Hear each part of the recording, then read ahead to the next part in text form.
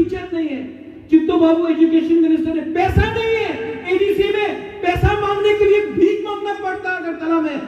हम लोग त्रिपुरा का राजा, यहाँ का एडीसी का मंत्री लोग अगरतला जाकर भीख मांगना पड़ता है अपना जगह में, अपना अधिकार मांगने के लिए।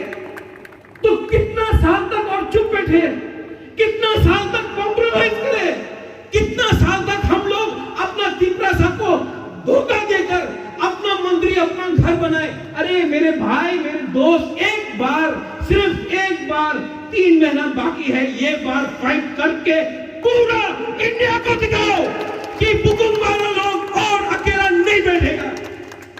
अगर आप लोग है ना तो दोबारा कुछ नहीं चाहिए। अगर आशीर्वाद श्यामा बाबू का है, नगेंद्र जमतिया का है, वीर विक्रम का आशीर्वाद है ना, अगर द्रौपदी कुमार रियांग का प्यार है ना, हमको कुछ नहीं चाहिए। थानसा बोलने में सिर्फ 5 शब्द है, 6 शब्द है।